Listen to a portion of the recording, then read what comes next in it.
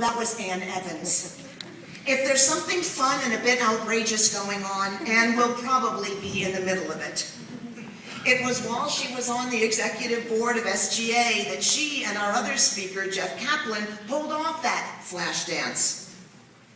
Ann also served as an RA for 2 years and an RD for 1 year.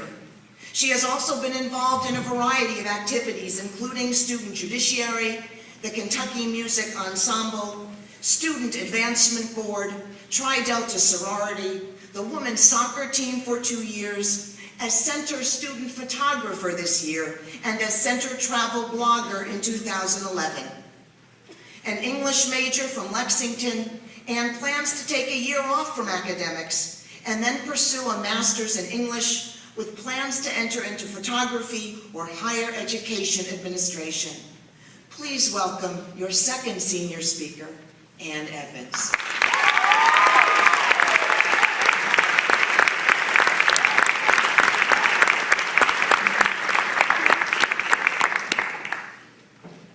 Wonderful. Thank you all. Wow, this microphone really picks up. Okay.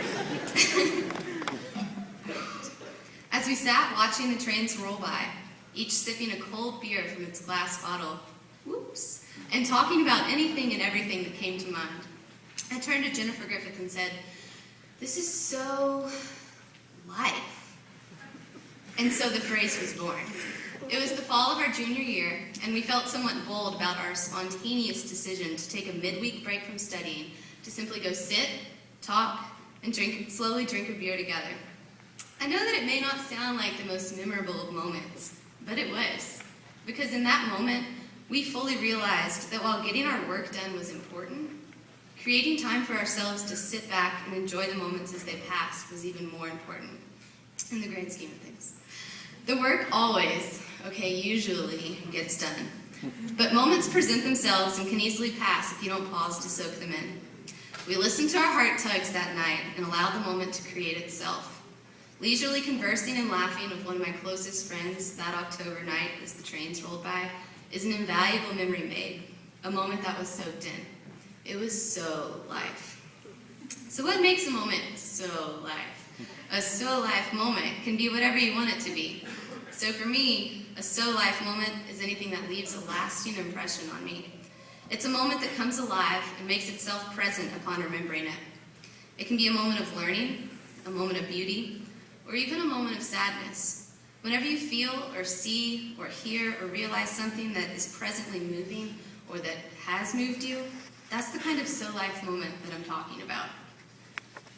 They either spontaneously happen or they whisper their potential to you through heart tugs, asking you to follow your intuition and to seek the moment out. It's a moment embraced. It was about 5 a.m. and I awoke to an unfamiliar sound. In my jet-lagged and just waking state, it took me a while to figure out where the distant sound of a man singing/speaking over a speaker in Arabic was coming from. As I slowly woke, I realized that for the first time in my life, I was hearing the Muslim call to prayer. And of all places, I was hearing it in Jerusalem, the holy land of Islam, Judaism, and Christianity. The call that I was hearing had been passed down through the generations, essentially remaining the same for hundreds and hundreds of years. Part of me wanted to jump up out of bed, pull the curtain back, and look out to see if I could tell where the call was coming from. But another part of me encouragingly asked myself to continue to lay there, to embrace the moment, and to allow the beauty of that moment to sink in and consume me. And so I remained in my bed, eyes open yet unfocused on anything except the call, as chills ran throughout my body from the recognition of the beauty that was in that moment.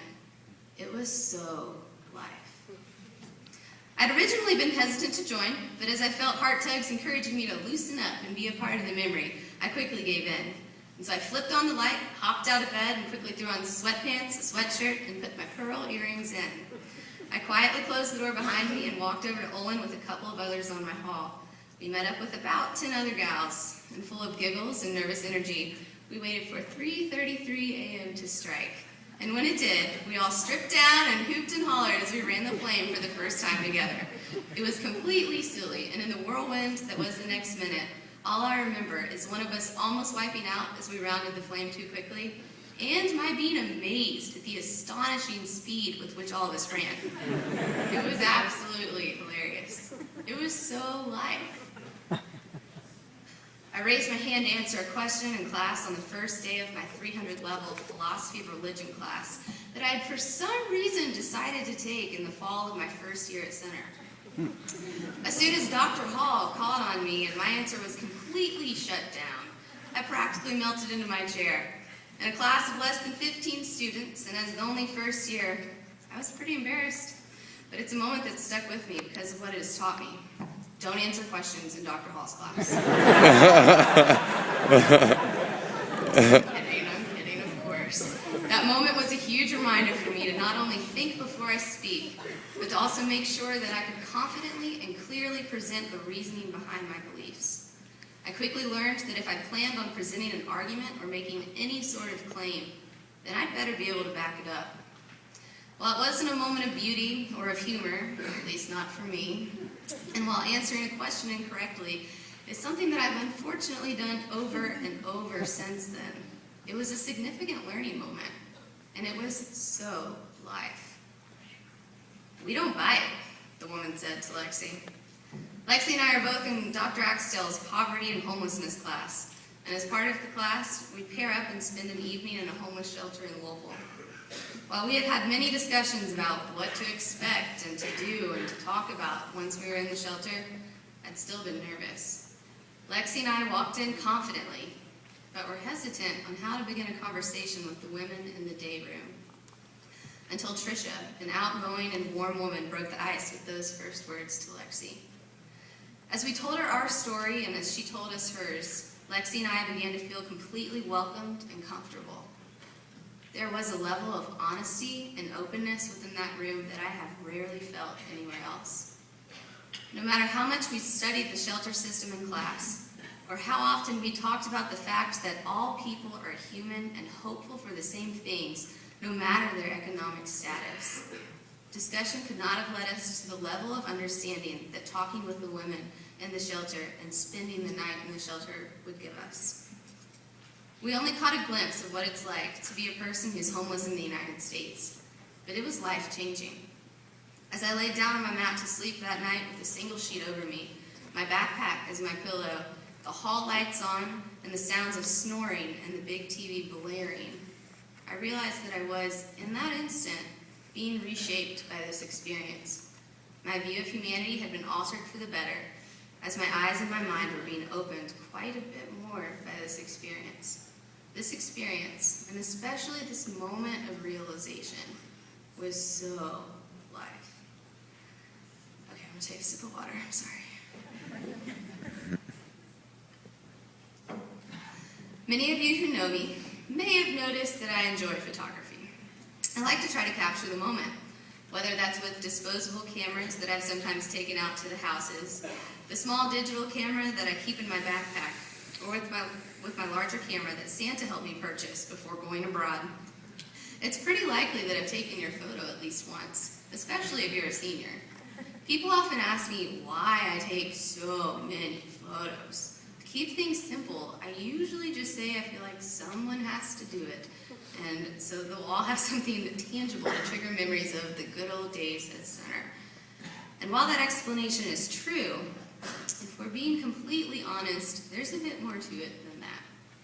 I remember becoming interested in photography during the summer after 7th grade, when I took quite a lot of photos at Camp Burnhamwood, a church camp that I grew up going to in Irving, Kentucky.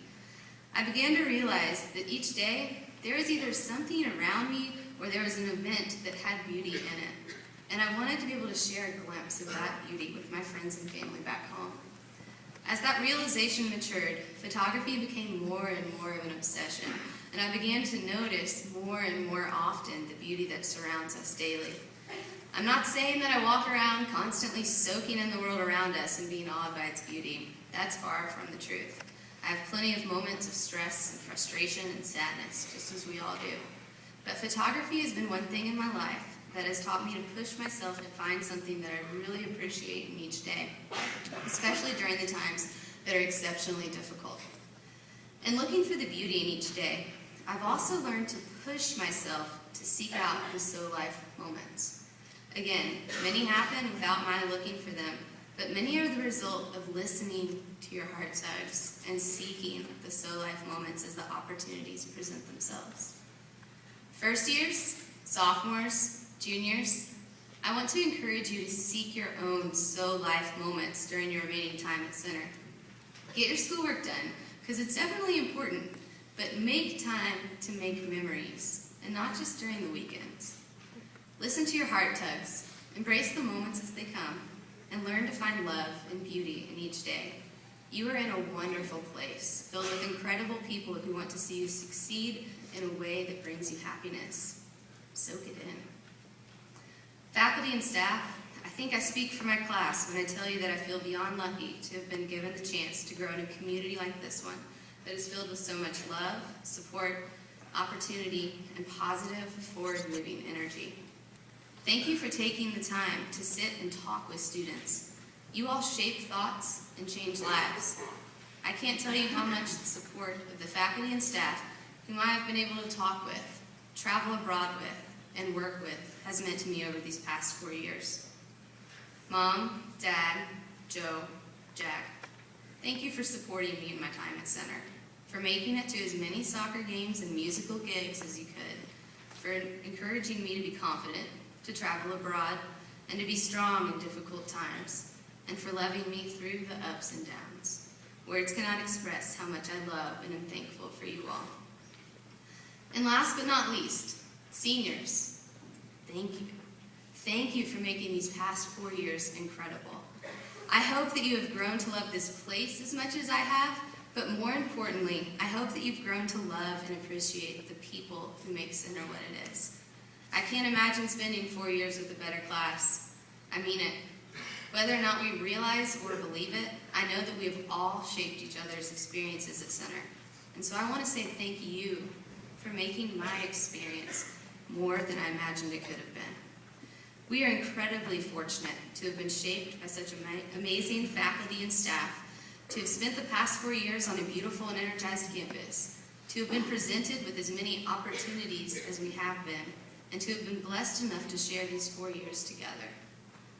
I want to encourage you to set aside time in these last 19 days together to either write to or speak in person with those who have made your experience at Center better. Who have you shared your so life moments with? Be sure to let them know that they've left a lasting impression on you. As we are quickly learning, and as I am especially feeling in this moment, time is fleeting. There are no guarantees in life, and as dramatic as this may sound to some of you, we really never know what tomorrow has in store. I want to issue a small challenge to this senior class. As we burst out of the Center bubble together, ready or not as we may be, let's remember to seek out the so life moments. Be courageous enough to allow beautiful moments to move you down to your spirit, no matter what your spiritual beliefs may be. Continue to tell people when they have impacted you in a positive way. Do not let the beauty of the world go unnoticed in your eyes. Soak it in. Actively seek and embrace the moments that are so life.